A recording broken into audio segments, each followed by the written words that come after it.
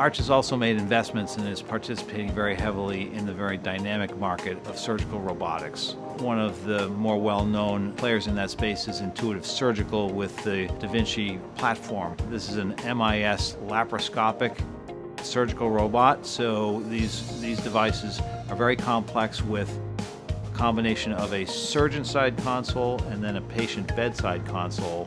Many of the components that go into these systems are very tight tolerance, feature-rich machine parts.